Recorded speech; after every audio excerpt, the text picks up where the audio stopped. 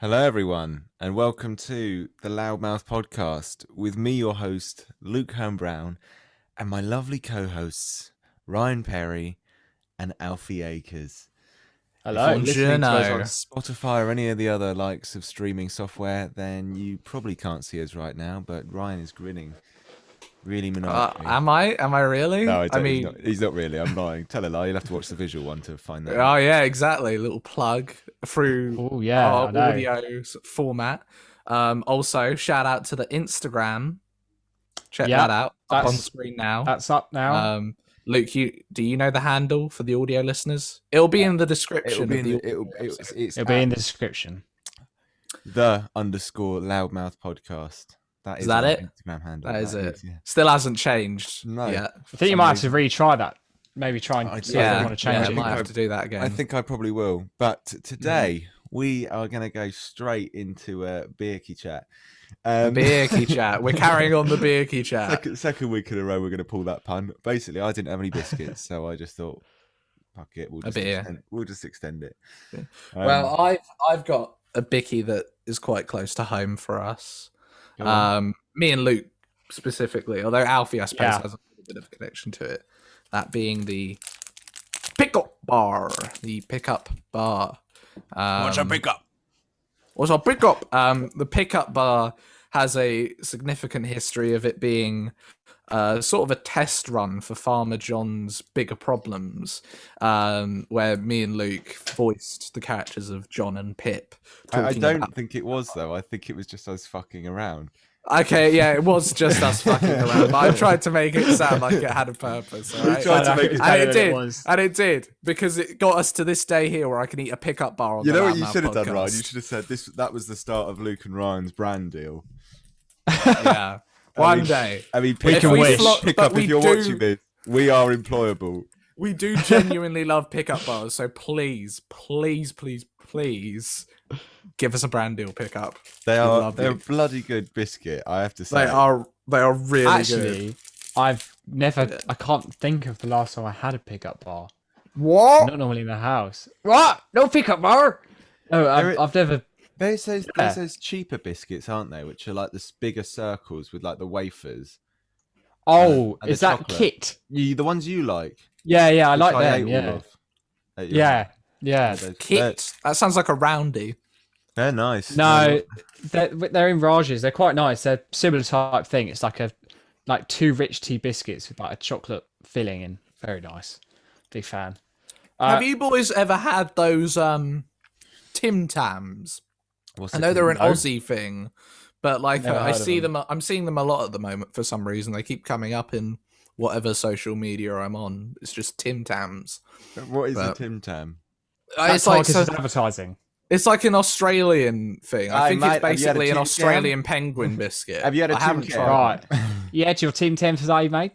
But maybe we should try some Tim Tams at some point on the podcast. Well, you'll have to get us some Tim Tams, Ryan. I'll get you some Tim Tams. Maybe for our first in-person podcast of 2021. Hopefully so. Well, it won't be the first. Very soon. Oh, it will be the first. It will be the first 2021 year, yeah. Well, with any luck, it will be... I mean, I'm not going to guarantee anything, but with any luck, it will hopefully be the next episode. Fingers crossed. Fingers but crossed. Yeah, no guarantees. No guarantees at all. No guarantees. But it'd be great, right? I mean... It'd be lovely, yeah. I know you two have been talking about putting a set together, and we had a little conversation about that today. So it's exciting stuff. Well, we've been formulating a couple of ideas about set ideas that we might be able to implement to make our set a bit different. Obviously, if you're an audio listener, you won't get the benefit of that, but no, you can think about it. Well, it might sound a bit better because we'll actually be in person together. I think the group dynamics will be better. Yeah, 100%. I'll be able to sit next to you. I do miss our in-person podcast, even though we've done realistically actually not a lot. Like I could probably count them on one hand. The amount of what we did. We did the first 3 in person, and then we did episode 17, 18, and season 2, episode 1. I think so. 6. Six in-person episodes. 6 in-person podcasts. God, and in each but there one you go. Our weird anecdotes. that we've foretold on this podcast. Well, isn't that every episode? That is every episode. Yeah, to be fair. Speaking of, I mean, have we got anything this week? Yeah, go on, boys. That's happened to I haven't been shouted at by any Tesco Not this time. this week. That is surprising, Ryan. You've held your tongue. I know. Well, the thing is, I was going to go to Tesco's this week, but it was Easter Sunday, so they were shut. Well, that is normally what happens on a holiday. Well, I forgot that because Easter is just such a insignificant holiday. Big news. how do you two celebrate Easter? Chocolate egg. Well, I was going to get onto this. I had an adventurous Easter egg hunt at the age of 18. Where What? Because your dad. so my parents said to me, they said last year, they said, "Oh, right, that's your last Easter egg hunt." I mean, who would want to give up an Easter egg hunt when it's free chocolate? Not me. So I thought they were joking. Anyway, so this year comes around, and I said, "Oh, we got an Easter egg hunt planned." And my old man was like, "No, we're not we're not doing an Easter egg hunt." And I was like, "Oh, okay." And my sister comes back. I met up with her a couple of days before, and I said, "Oh yeah." She was like, "Oh, we're doing Easter egg hunt because it's like family tradition." It's I mean, I don't know about you boys. I mean, probably not for you two because you're sort of only children really now. Yeah. Well, it's been a ritual. They're just all older than me. It's been a ritual in our house for a long time. Anyway, this year was a bit different. My sister hid the eggs this year, and the whole family got involved, which was a bit weird. And fucking hell, I tell you what, the old man was on his A game this time. He was very fucking competitive. Okay, he wasn't. There was no prisoners being held here. It was like a mercenary war zone with lots of blood. I'm making this really dramatic. Put it this way, like fucking Call of Duty. Yeah, put it this way: if there was an egg and you were almost near it, he'd fucking push you out of the way. I think I've got some. If I've got some, I'll stick some footage up, which we captured on the magical CCTV. This is going to become a thing, isn't it? Luke's CCTV video version. What's exclusive. on Luke's fucking security cameras? What's As well as that, CCTV? I'll let you. Have you got anything else to conclude the Easter talk with? Because there's someone else who popped up on your CCTV. There is, yes. If we're talking about CCTV, do you have it? Do you have it with you? The thing he dropped off. It's outside my room. Ah, do you want to go quickly get it, and I'll tell the story? I don't know if we want to give him some publicity though. That's true. Okay, But he's a knob. Nice. I don't think any of our audience agree with this guy. So I received a leaflet drop from a guy called Rupert Simmons, something like that. He's a local MP, right? And he's running to be like the councillor of like Heathfield and Mayfield and that lot. Or the and local presidential elect. he's a Tory, and you'll know how our relationship with the Tories is. How Ryan's relationship with the Tories is. Oh, what are you implying? I'm winding you up. As per usual. Anyway, so this guy leaves a leaflet, right? And I'm thinking, what? Because basically he was like standing outside my window. And he was like staring out to the fields. And I thought, oh my God. He's got a look to him as well. He's almost got it looked like he had a mullet. And Was he casing the place? Well, that's what I thought at first. And he dropped this little leaflet off. And I go, Ryan, who's this fucker that's just left something in my porch? And I would know. I went down, I opened the door and I went, oh my God. He was like doing a leaflet drop for his like party. And one of his like, what would you call them, Ryan? Oh, pamphlets, flyers. No, what's like when you're going to do something? Your manifesto. Yeah, one of your your manifestos was to make Heathfield and Mayfield one. Yeah, he was going to he's going to merge them and basically make them the same place. Yeah. No. I'm not having Heathfield Skym in Mayfield. According to Ryan, I mean, you looked him up, didn't you? That's what I got when I searched up his manifesto online. What's this guy called? Rupert Simmons, isn't it, Luke? Yeah, I think so. I mean, the thing is, though, if you vote Conservative, I don't like to make this podcast political in any way, but if you vote Conservative in this village, that's who's going to be our local MP. Yeah. And it will no longer be where it is, what it is. Exactly. So- And I know a lot of people, because this is a slightly more, what's the best way to say it? Right wing. Well, it's not right wing. It's just behind the times. Behind the times, I guess. All villages, in a good way. English. No, it's not. It's not in a good way. Every English country village is behind the times, right? Including mine, which I hate. But you know, I hate everyone in my village, so it's fine. So yeah, leaflet drops from Tories. I mean, I was a little bit surprised because I thought, well, he obviously doesn't have enough money if he's doing his own leaflet drops. Well, I mean, it's very low level considering where you live, like what he's applying to do, you know. Although, to be honest, saying that though, I think he wanted to meet people like, hello. Yeah, that's how things work in this village. That is true. You've got to get. But if your old man came to the door, page Luke, as well. If your old man came to the door, you'd have been gone in like 2 seconds. And in other news, we've had 2 people leave us this week. Well, today. Well, no. Actually, no. 3 people. Oh. 3 people. One 3 like people. One the other day, and 2 today. Well, I was thinking about the most important one, which was Paul.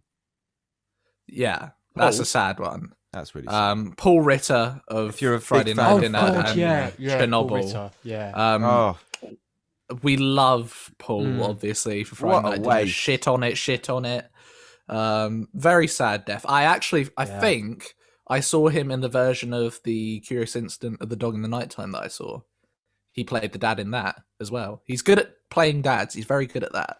I personally saw him in Chernobyl, and I thought he was so And good. Chernobyl's, yeah. So I still haven't watched Chernobyl, but I did. Oh watch my the god, first it's so episode. good. He's so good. Ryan, what are you doing? What are you playing? I know. I need to finish it. Just go watch Chernobyl now.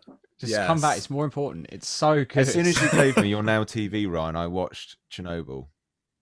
And the third day. And the third day. we wanted to see it so much we actually bought it physically. Really? Yeah, because we didn't want to get Now TV. Now don't TV's really good see though. point. The TV pass is good. Now TV's Film pass. It's a waste but of the money. TV pass is It's good. just another way of Sky getting there. Well, it's a nicer way of like getting away from the Rupert Murdoch funding, but What is it? Like, I don't quite understand. it's basically Sky and like HBO and that. Sky do all in own one channel. part of it, don't they? Yeah. They've got shares. Yeah, exactly. But yeah, sadly Paul passed away. I can think of many a moment. He was my favorite character on Friday Night Dinner for sure. Oh, definitely. His menopausal phases, shirtless scenes. He's just Eating out I beans, think he's isn't the he? perfect encompassing of a like most British fathers. Very, yeah. Yeah. He was almost quintessentially that. It shows like that. The in-betweeners. It will. I think Friday Night Dinner will forever hold a place in like everyone's. I suppose watch. so. Yeah. I was never a fan of it myself, but Really? no, I didn't really get into it. I thought it was I didn't. I mean, if you started from like the first series, it does take a bit to get into it. I'd recommend. Yeah, maybe I'll jumping give in it. through, Maybe like- I'll give it another go in light. Yeah, of jump in from like the recent third times. series because that's a great little. I bit thought it was of comedy, alright, that. but I wasn't quite sure if it was my humor. Sure. You know, it was a bit. I don't know. It seemed it was pretty funny. I liked what Paul Ritter did with the character. I thought he was definitely one of the funniest roles because he was so convincing. Yeah. And I think part of it was ruined by just the constant barrage of just "Hello, Jackie" all the time. Oh really? You know what I mean? I never really saw a lot of people doing Jim Oh my impressions God, until like the 5th constantly. series came out.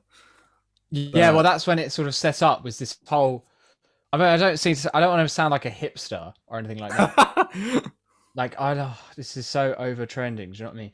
But it was like constant, like, you know, when you just hear a joke so many times, it just stops being funny. Sure. I mean, the But Hello that was Jackie it. thing is barely a part of Jim's character. No, I'm not talking about Jim. It was more. but- Wait, was Jim? Jim's the Which one one who was has the Jim? hello, The old hello fucker Jackie. who knocks on the door and he Yeah. goes, "Hello, Jackie." That's Jackie, Jim. Jackie. A little bit of a squirrel. When I brought Wilson with me. Yeah, Yeah. but, But I don't know. I Not guess the it only, sort of turned me not off the the only show. fucker that died this week. Bit of a depressing week, actually. DMX. Still died today. DMX, we lost DMX That today. was tragic. I read was very we sad. lose Phil and DMX today. Phil and DMX. we lost today. DMX today, but he went into yes. Oh yes. Well, he went Phil, into like a sort of like coma or something. Yeah. He was he basically fell into a coma a couple of days ago because he had a stroke. And then, basically, yeah, he had a stroke. So it wasn't drug related in the end. Yeah, No, it was technically because he had a long history of drug abuse. I don't sort of something. I don't think they've battled with. confirmed whether it's related to the stroke that happened today. But the people were probably a reason thinking for his health. Yeah. But I mean, he had a very tragic like last leg of his life. Like you saw his constant like rehab, like flexes, like you go in and come out and go in and come out, and Made some good tunes as well. he made some great music, obviously. Music. And do you know what? I feel like this is going to be a really solemn episode. Yeah, no. yeah, it's a sad one. I mean, And then Philip died. Well, we Philip lost died, Philip. but no one cares because he's Is a it cunt. really bad that I just don't care that Philip? No one like, cares. Philip All right. died? The I minute just- it happened, I went on to Twitter, and someone had already cracked a joke, being like, "So when's the bank holiday?" You know, like no one gives a shit. I Old fucking fogies. I was on a date today, and then I got text, and my fucking text comes out from my aunt. It's like, damn, just Prince Philip on the family group chat. Prince Philip just died. And I'm like, wait, what? Like, I was just brought out my phone. I can't remember what it was. And I was like, what? And it was sort of just one of those moments where we just sit there and went, we sort of knew it was going to happen, didn't we? Do you know I what was mean? I was Like, just out of the bath, and I kept getting constant fucking calls from people, Luke being one of them. And then I got downstairs, and Mum was like, "Philip's dead." I was like, "Oh, it's finally happened." She was like, "Yeah." So yeah, that's what I said. that was the extent I of our. really liked your mum's conspiracy theory Which one was that? about how he died like a couple of days ago. Oh well, yeah, he probably did. Yeah, it wouldn't shock me. Because they'd have to get like the publicity ready for it and everything, and they keep that's something. Because I came down about half hour ago downstairs, and she said they've been airing the same documentary. Yeah. Like it's about 15 minutes about Prince Philip over and over again on BBC One, and they've cancelled everything that was going to be on that day. And on BBC Two, I think they're doing it on ITV as well, and Channel 4. I think are just about to stop it at 9 o'clock for Gogglebox, obviously. So every channel channel is airing this shitty Prince Philip. Is that saying that Gogglebox is more important than Philip dying? Yes, it is. I'd say so. I certainly enjoy Gogglebox a lot more than Prince Philip's presence. Family to react about Prince Philip's death. That will happen on the next episode. It will happen. It'll be like, It will. and it'll be like all these fuckers going, "Do you remember Prince Philip?" And then it'll be like the young one will be like, "Who's that?" And then it'll laugh, and then it'll move on. No, it's Exactly. like, is it our son? In a perfect Whoa. In this house. Why is it that fucking Simon. song? That Jackie song and makes Simon. no sense as to why it's on a two in the show about caravan people called? watching TV. What are the two in the I don't know caravan what they're called? called. I don't know what they're called. Oh, the two, like the sort of older man and woman. In Yeah. Edinburgh. The Yeah. Muck Well, Clothes. they live in a caravan park. They don't do live in a caravan. Do you remember the don't Muck they? Clothes Well, they with the both live in a dogs? caravan, but like, yeah, they've got dogs. I think one of them goes over to the other's caravan. To She sort of- goes to his caravan. Yeah. But she's actually living with him at the moment. Yeah. Fun So yeah, Prince Philip died, and we can't get him off our fucking TV. So fuck you, Philip. Oh, wow. Fucking better. Safe Jenny than and Lee. sorry. Jenny and Lee. Jenny and Lee. Jenny and Lee from Okay. Hull. Oh, is that Prince Philip dead? Oh, fucking hell! In Hull. Jenny and Lee. They're definitely the funniest people on that show. Yeah, Like, I just quite constantly like they're the really posh funny. fella in his dirty seat and his wife Nutty, whatever her name is. Oh, I think he Oh, calls yeah, her yeah. Nutty. yeah, He's no. fucking What cracking. was that, Nutty? What was that, Nutty? Oh, But dear, he'll say Nutty. it to her. He'll say everything to her like a question, like, Yeah. "Oh, it's very interesting that Prince Philip's died, isn't it, Nutty?" Can you believe it, Nutty? you remember- DMX has died. Do you remember? DMX has died. Do you remember? I quite like it, that Nutty? one. I quite like that one where the hood that. You know? What's the word? X, go and give it to ya. I like, And then, I like Jackie many would come men back with, myself. wait till you to get it on your own. That's sad as well, because X go and give it to you, FedEx go and give it to you, was something me and Luke that's the found thing. We had hysterical. this the other day, didn't we? I had a delivery from FedEx, and I went, "Oh, FedEx going to give it to me," and you were like, "Oh, you don't make jokes about that, mate." And I was like, "What you?" Well, want I didn't say that. I was And just then like, you were oh, no, that's right. I You was, were like, I was just like, oh, a bit of a mood killer. yeah, and then I was like, what? And you were like, "Oh, DMX is in hospital." Yeah, It's crazy actually. There's like loads of. I saw videos like loads of people like showing up. You know, like He was a really liked man, though, wasn't he? Yeah, he was. I mean, Yeah, and like in the hip hop industry is going to be like praised. And very open about like mental health on his like music for like from quite an early stage when it was more taboo in the rap genre. So yeah, R.I.P. to DMX, man. It's sad. He was a pastor as well, like a church pastor, wasn't he? Yeah. He I think that was one of the things that helped him get through like a lot of his addiction, and you know, he did the Sunday service stuff with Kanye and all that. Yeah. Speaking of which, Kanye West documentary just got signed for $30 million on Netflix. Yes. I am fucking psyched. I cannot wait. I'm so ready. I cannot wait for the good, Kanye West documentary. Yeah. Oh my god. He's such a dickhead. But apparently they've been like I love it. filming it for like years. Yeah. I can't wait. You mostly find, like most of these musicians, right? They always get someone who's got like a camera following them for years, and then these big companies go, "Hey, you know what we got here? We're sitting on top of a documentary." Yeah, DMX documentary coming spring 2022. Speaking of documentaries, God, be amazing. is that a good segue? Yeah, very good segue. So This week's shall I introduce it? Yeah, go on then. I can tell you want to. Well, so. okay, right, I will. Right, Big we're not doing a film as conventionally we. Well, no, it is a film because it's like an hour. It's like an hour and 40 minutes. Oh right, okay. Ryan's going to call it a film. I'm going to call it. I'd call it a film. We had an interesting release the other day from the BBC, from the production company Mindhouse, from the wonderful Louis Theroux, which it's all about Prince Philip. He was quick. He was waiting. Yeah. Which, if you didn't know, is quite close to. Well, he's one of my favourite documentary filmmakers, and he's now become one of Ryan's. I don't know. Well, it's not like he suddenly become. No, I like recently Louis. You become more interested in his stuff. I've always not that. Louis. I just really like watched a load of Louis documentaries more recently. I mean, in the lockdown. So. I've loved Louis for years, and I always get. I love Louis. He's a sweetheart. Yeah, he's great. But Louis actually has revisited last year one of his early documentary stories about exotic cats and their owners. And one of the subjects in the first documentary was a guy who you may be aware of Joe Exotic, or Ryan, what was his real name? Joe, I don't know, it's something, but Joe Exotic, like a Jewish surname, wasn't it? Well, yeah, from the Joe Exotic from Tiger King, like the lockdown Netflix hit, which I think we got a lot of people when we were doing the live stream episodes asking us to talk about. To which I responded, "Fuck no," because that show is terrible.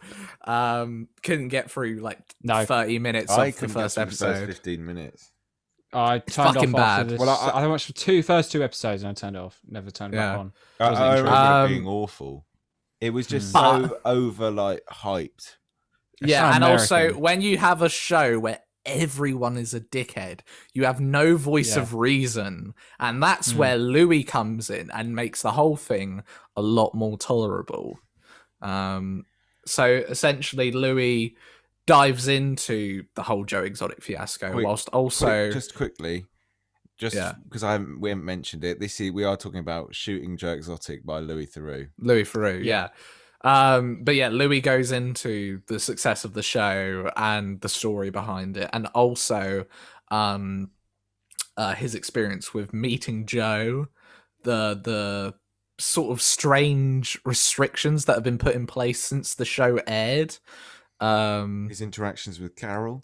With Carol Baskin, the whole story. Well, not the whole story, because her husband was very hush-hush.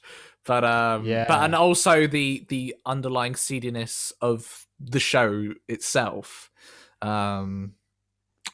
Boys, what did we think? The reveal, yeah. Going back to what you said earlier, the contracts, the agreements, the whole control thing. I think there's still stuff to be found out, because at the beginning there was that thing where he was like, he wrote Louis a letter. His lawyers forwarded on a letter that Joe had written in prison. He said, "I want people to hear the real story because these motherfuckers aren't letting me speak." Because like they say in the contract, they say that all characters and everything are like dramatized. Yeah. But they belong to a production company who created Tiger King, and they're signed in for like fucking everything. So no other filmmakers or anything can come and make any kind of creative input on the stories. Yeah. Because it may affect, their revenue on the next. Are we doing spoilers?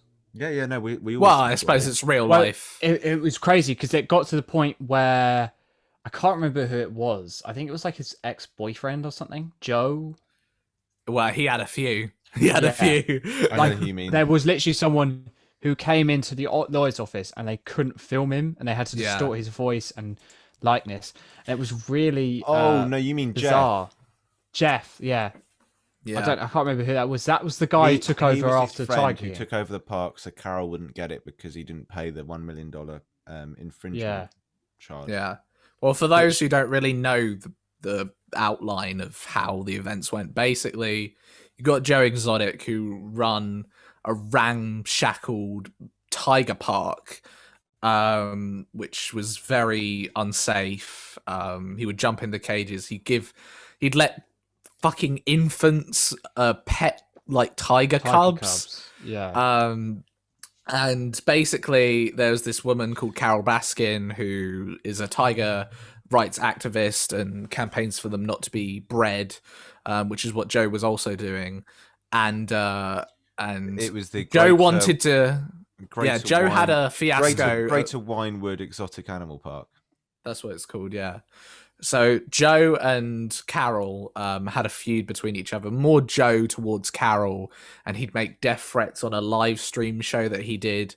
And eventually he got a hitman hired to kill Carol Baskin, which was then thwarted by a FBI person.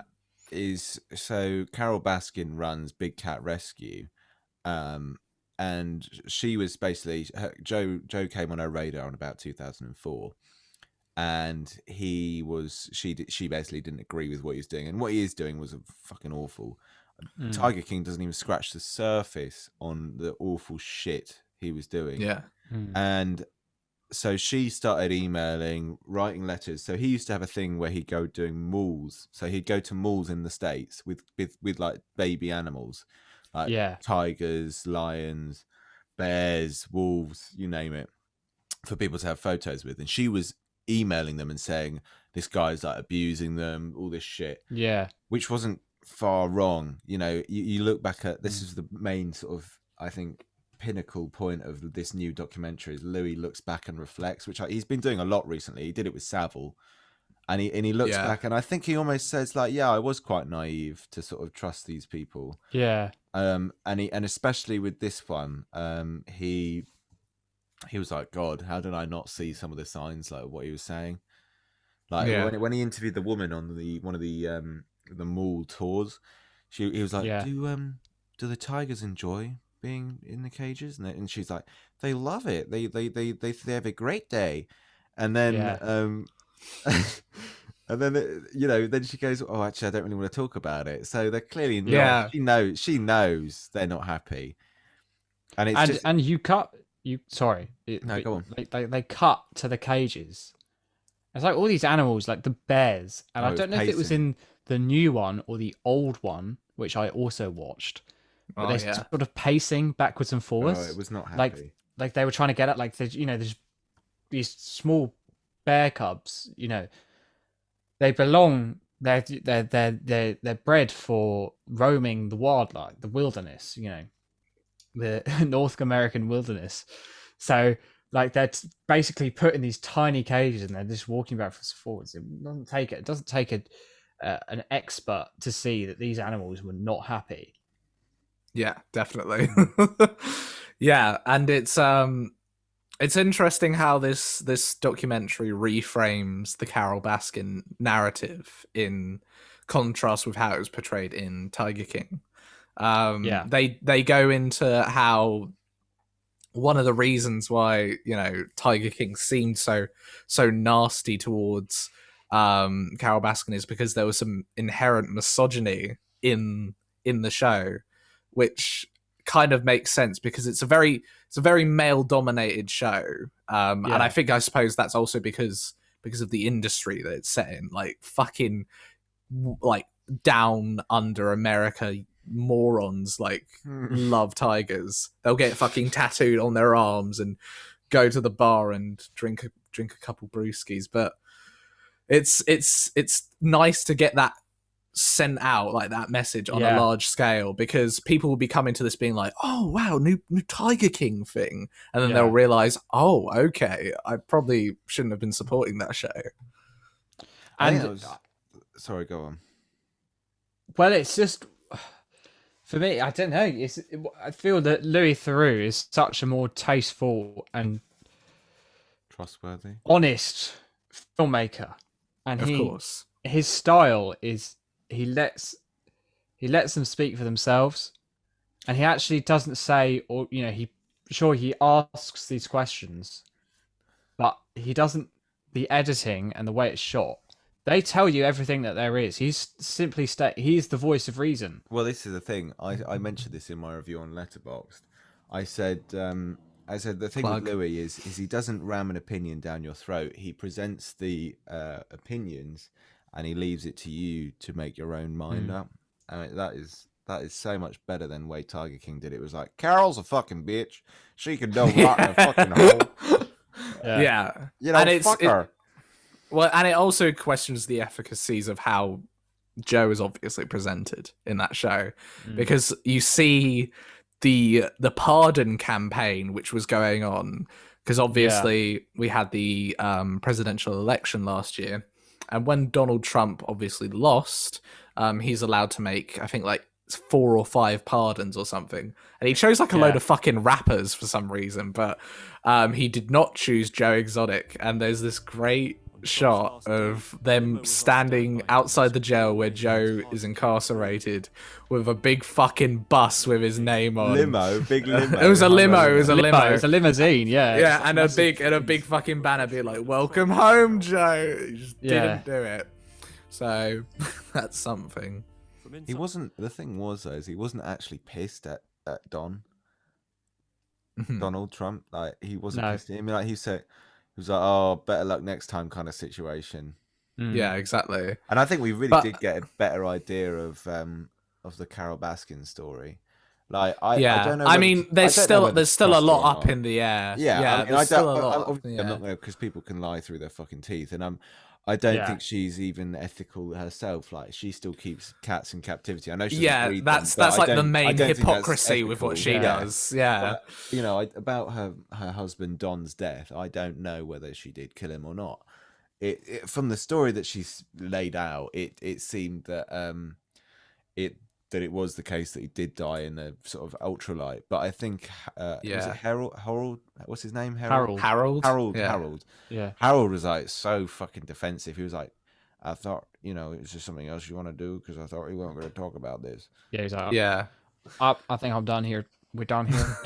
We're done here. But it's also like, where did the theory come from that she fed him to the tigers? Because like, it could be like some sort of joke that starts off, she keeps a load of cats, fed him to the tigers. But like the Snatch pig farm. I was pissing myself at the fucking Joe Exotic like scene where she's there. Oh, what the fucking music video? Yeah. Yeah, you're right, Alfie. You need 16 pigs to get rid of a body. Oh, yeah, Snatch. Exactly. Bloody hell. Yeah. 16 pigs. I mean, it's thing is I wouldn't put it past Joe making that up, because it's not outside of his character. No, of course, he's a fiend. And he was out to get her. Was his brother called Yanni? He was like, he wanted her dead. Yeah. Was his brother called Yanni? No, it's Yanni. JW. No, the other one. It was the dead one was JW, and then there was the living one who was. Oh, I know, and yeah, I I can't know who remember his you name now. mean. Yeah, well, yeah, and Joe also makes the claim that he was molested by his older brother, and we don't know the ins and outs of that. But there's definitely something to be said with how his father treated him. Obviously, and I think that's the case with most nutters like Joe. Is it's hereditary in a way, but it seemed fairly tame at first, also because they show that bit of footage of Joe playing with, I think it was his brother, with a tiger in a field. Obviously, fucking nuts of them to do, but he seems a lot more normal there. And apparently, he was quite closed off before the zoo and the online attraction and everything. He fed into the idea of celebrity. I think he mentioned Hollywood. Yeah, we're going to Hollywood. We're going to Hollywood. It was also the money. It was the money, as well, wasn't it? Of course, because I can't remember. I think it was like one of his old boyfriends or the guy he used to do magic with. He said, they were raking in so much cash, and 40 yet suddenly he's having to get rid month. of tigers, and he's like, "What? Where's all this going?" Yeah, it's like So I think I don't know. I think he's. I mean, it would be very interesting if we ever got to hear Louis speak to Joe. I mean, I doubt it would ever happen. Yeah, I mean, if it ever happens, I'm sure Louis will be on it straight away, and I'm sure Joe feels the same way from the letter that we see at the start of it. So maybe there will be a sequel one day. So, because did Joe ever actually have any say within Tiger King?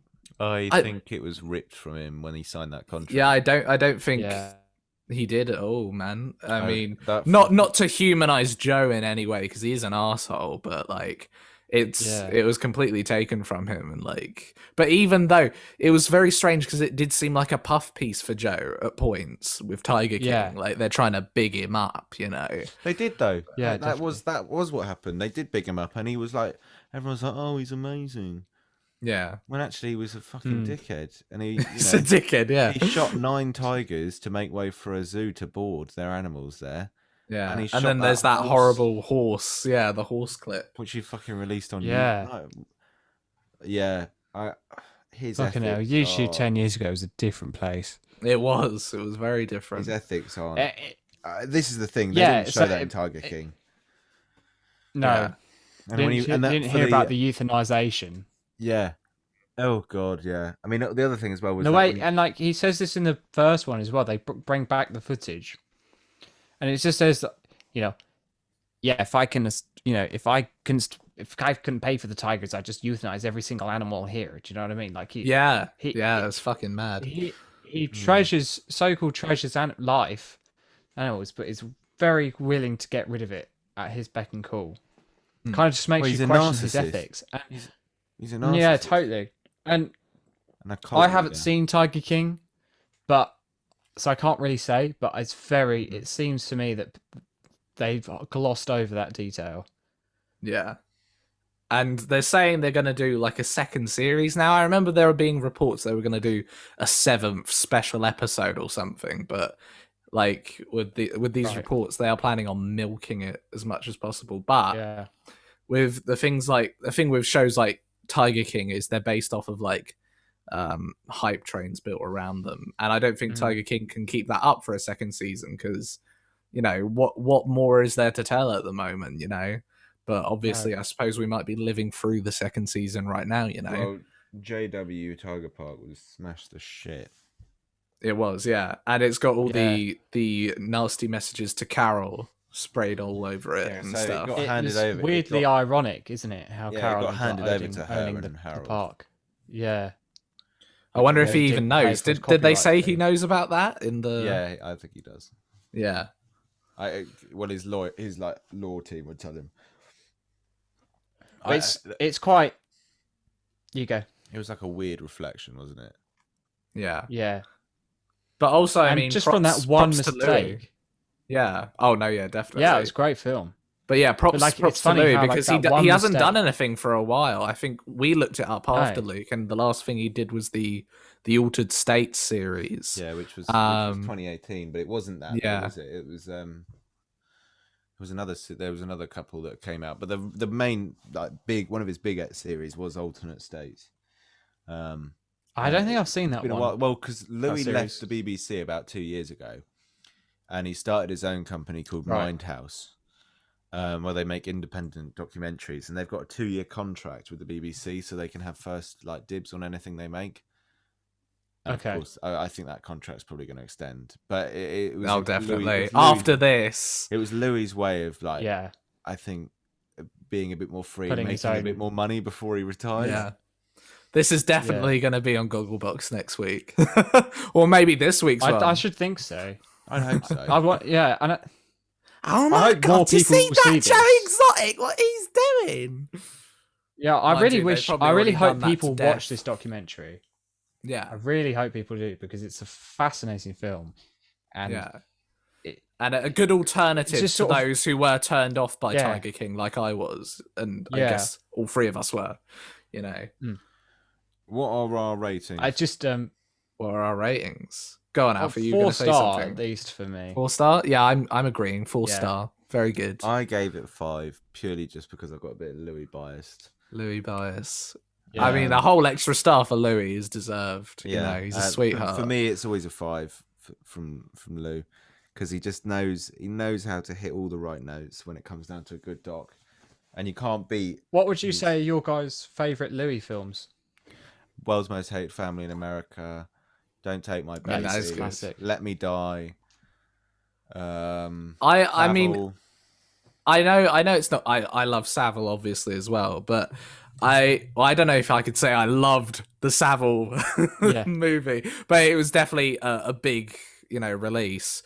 But I really like my Scientology movie, even though obviously he isn't able to get into it that much. But that obviously furthers the points in that film. That one as well. That one was that was fucked. That one, and then and it's very kooky. It's it really hones in on his personality. They personally sued him. So they didn't sue the BBC. They personally sued Louis Theroux, and he's still having to fight that legal battle at the moment, which just shows the man's passion for the job. I mean, you've got to give it to him. Hero, yeah, and also great podcast he's doing at the Ground Up. I heard about that podcast, Grounded or something. Grounded. Louis Theroux. I listened to the Michaela Cole episode, which was very good, and I listened to a little bit of the FKA Twigs one. It was very good. It was a very good. A really good one is actually one he did with his cousin from the States, Justin Theroux. Or, and also he likes to be called Theroux.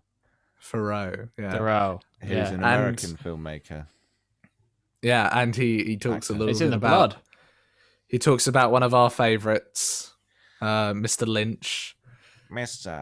Now if you're watching the Louis doc on a phone, you haven't watched the fucking movie.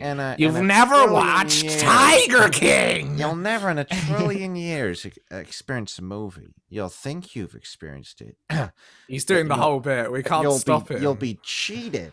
And it's such a sadness to think that you've seen a film on your fucking telephone. Get real. There you go. So that was the Louis Theroux shooting Joe Exotic documentary. Check it out. It's on BBC iPlayer right now for free. I'll tell you what. Yeah. A year on, I never thought I'd be hearing Joe Exotic's name again. No, I didn't either. Yeah, well, no, I've seen people saying it'd be a nice way to start with Tiger King and end it with shooting Joe Exotic. Literally, it's like, Louis literally shot it out of existence. He really put it down. And COVID is over. Yeah, I know. Yeah, COVID ended, lockdown it started with Tiger King and it ended with fucking Tiger King as well. Yeah, I really hope people watch this. It's so good. Yeah. Also, it's so insightful. Yeah, I have to say, I'm very chuffed with the reception of something. I just thought I'd give this a little shout out. But thank you to everyone who watched the movies from 2020 video Oh, with our friend Paul Chuckle. Obviously, it's been up for a little bit now, so we can finally know the response of it. Thank you. I was with Daisy today, and she asked me, "Did he actually get Paul Chuckle on, or was that like really clever?" Yeah, editing? we did though. We did though. We got. And Paul I said, Chuckle. yeah. I said, yeah. He actually paid him to come on to the video. It's like, that is real. It's not just very good choppy editing. That's very. No, we didn't pay real. him. He's Ryan's like uncle's mate. Yeah, exactly. Oh, right, I gave him a little bit of money, you know, but. But I also saw that you watched a film I talked about, Alfie. I didn't know whether that was influenced. Oh yeah, by me or Kajillionaire. not. Yeah, Kajillionaire. Yeah, that was a weird old one. I really liked that. You liked That it? was great. Because I saw you gave it a good review. Yeah. No, I really liked it. I preferred his parents' opinion on it. Yeah. What did his parents think? I watched it with mum and dad, and they were like, "This film is so like painful to watch, but like not in a bad way." It's just like, this is a tough fucking film. And I kind of get it, and it is, because there's like kind of spoilers, but not really kind of spoilers for Kajillionaire. But like the fucking parents of that film, it's oh just, my god, they're nasty, just so but criminal. So they're some of the worst movie villains, those hateful movie villains you'll ever see. They're horrible. Like, they're just the horrible people. It's like, and I think they actually struggled to watch it because of how just evil those two characters were. They are horrible. Because when I saw the trailer for that film, I was thinking that this is going to be like a kind of quirky, fun time. And then as soon as I watched it, that was really fucking sad. But a very good film and funny. Nice ending though.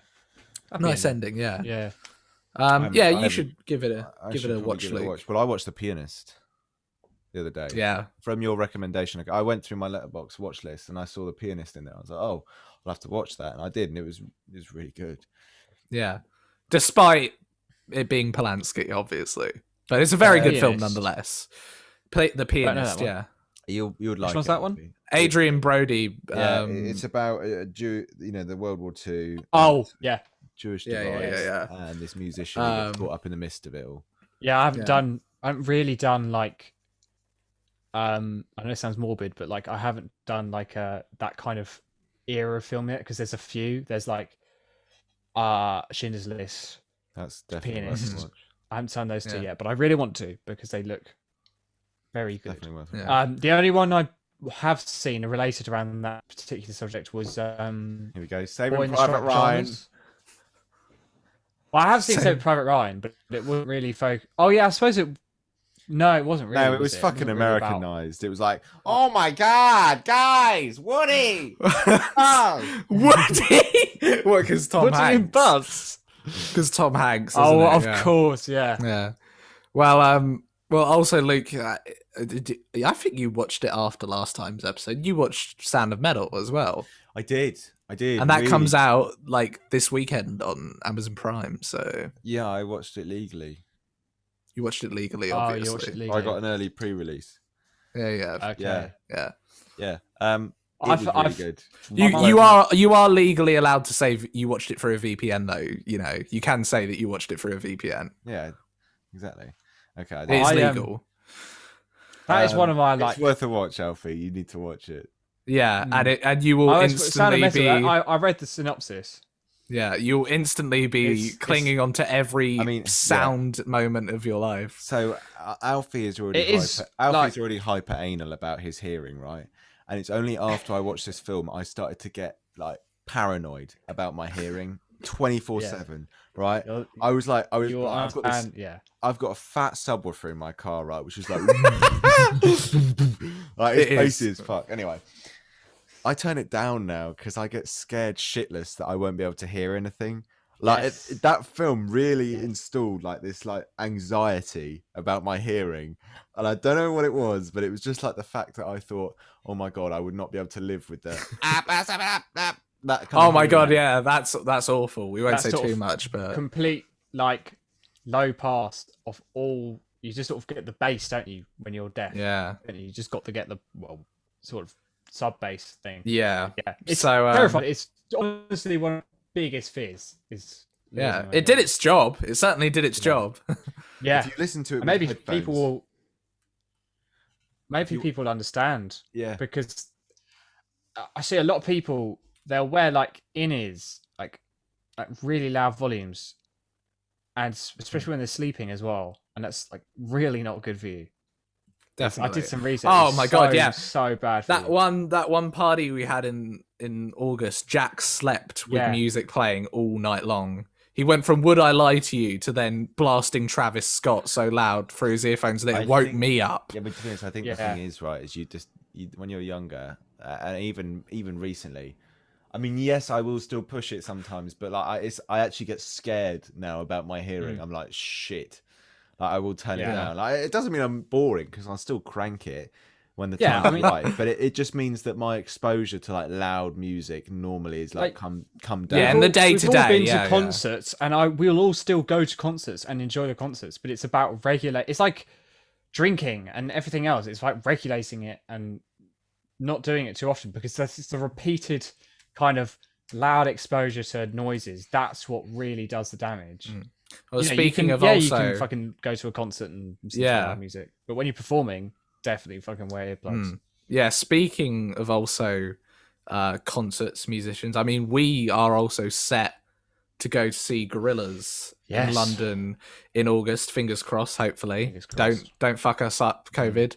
But they also recently got into not a big controversy because they've since sticky waters. Yeah, they've got out of it. But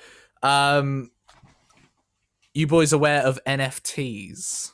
Yes. Yes. So Gorillaz are celebrating their 20th anniversary this year, my favorite band, and they recently announced all the things they were doing, album reissues, and one of the other things they were doing was NFTs, which are basically a form of crypto something. It's a cryptocurrency, right? And it's I think the way it works is it's like owning something digital. Yeah.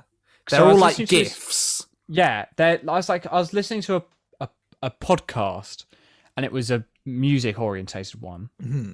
And they talked about why they had this guy on who was an expert in NFTs, and he was also a musician. And he talked about the importance it was for people who release sort of beat makers who like release products online, like samples and drum kits or beats and instrumentals and things like that. They talked about its importance because you can protect the rights to that digital file. Yeah. So because releasing this kind of stuff means that, you know, there is no way of you can duplicate it and copy it and paste it and set it off as your own. But now with NFTs, you can have a legitimate way of saying, yeah, I own this. This is my thing. And you can sell and buy almost like rights, but it's like, it feels like adult trading cards, you know. Yeah, very much so. Sort of like that. A lot of musicians are starting to use them to sell instrumentals and things like that. And then artists as well will sell their digital art, which is now a new medium, through NFTs instead of selling off a painting. Whatever. Exactly. Yeah. But the big thing that's obviously come up is, you know, Gorillaz. They're a very big environmental band, and you know, we talked about it when Ben Bozel was on the podcast as a guest. We talked about Plastic Beach, which is one of the most famous albums talking about climate change around.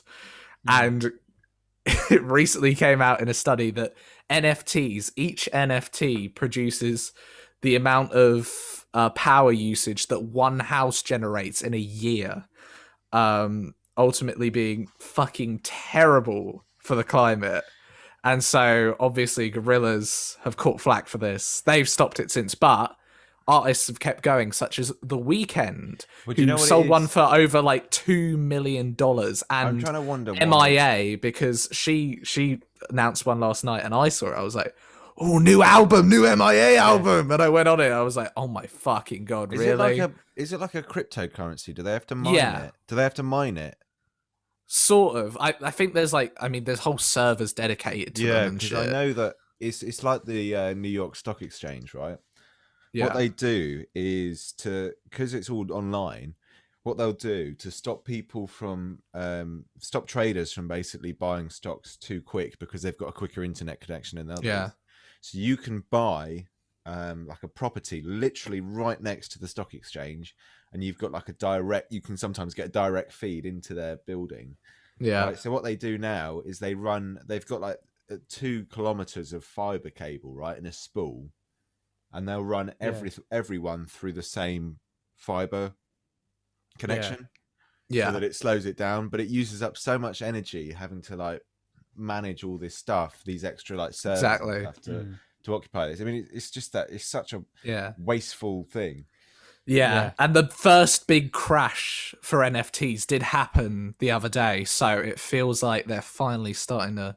I mean, they've had like their 2-week lifespan, and now they're already on their way out. Yeah, so. It could be one of those things that sort of just gets a lot of rush and then just drops completely. That's a lot of Dogecoin. That's a lot of cryptocurrency though. That just like it has its like 5 minutes of fame and it just dies. Yeah. Yeah, there's only really 3 stable cryptos, isn't there? There's Bitcoin, Ethereum, and Dogecoin. Those are the only 3 that are apparently stable. Somehow Dogecoin is like a stable form of currency. Bitconnect! Carlos Matos. My name is Carlos Matos. They should get him at NFT Connect. That's going to be the next big thing. NFT Connect. I bet you there's going to be like apps for trading NFTs, and I mean, I don't quite get it. I tried to understand it for my context, but there's still so much I do not understand. My mum was looking at buying bitcoins the other day. Really? Yeah, she's going to invest, I think. They're quite stable at the moment. She knows more than I do, so I was like, yeah, exactly. I mean, Bitcoin seems safer and also much more energy efficient. I mean, but that's a conversation for another day. Exactly. I need to read a book about that. Before so, I mean, in conclusion, the Loudmouth NFT is coming this summer. All of our faces in a GIF high format. It's the claymation ones as well around us being like, ooh. So, so Loudmouth NFTs. And also I hear Philip Coin, now that he's passed away, is pretty high value. Do you remember what's Philip Coin? What's the frog called again? What's the frog called? Pepe. There was a Pepe currency, wasn't there? Yeah. Well, yeah, it's rare Pepes. Yeah. Oh, rare. Fuck me. Will there be like almost the same thing? You could do it about anything. And Probably. Let's wait out for that Philip dollar. Yeah. Well, Philip there coin. like a hard drive that sold for like a certain amount of cash that's just filled with rare Pepes? Fuck, really? I they do didn't know cover that. It feels good. I do know there was that geezer that lost his login for his Bitcoin account, and he lost something like $30 billion in Bitcoins or something. Yeah. Oh my god. And you only get 3 like attempts to get in before it just like shuts down. Yeah. Well, there you go. So yeah. Oh my god, guys. Sorry. What? The rarest Pepe NFT called Homer Pepe. Like in the movie, it feels good, man. Has been changed. Oh, really? Changed hands for right. Guess how much? Well, 30 million. 30 billion. Okay, that's quite far off. It's 320 grand. Oh right, okay. We went high. Or 205 ether. It's been a while since I've seen the market. So I was just going to give it something like ridiculous. Yeah. But it's anyway, that's on that note, guys, 320 grand for a fucking rare Pepe. On that note, guys, Deception, Death, and Louis Theroux. And Philip Coin. We close this episode. Get in on Philip Coin now, people. All right. This is buy now, Redditors. Buy now. Alfie, do you want to do your short squeeze Philip Coin? Do you want to do your closing credits, Alfie?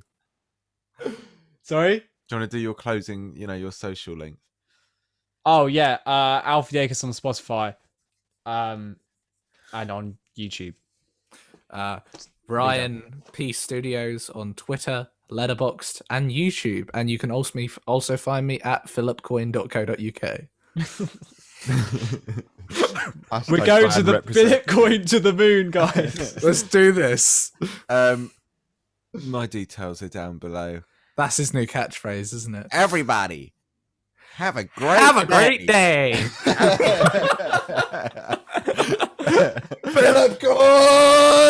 Bitcoin to the moon.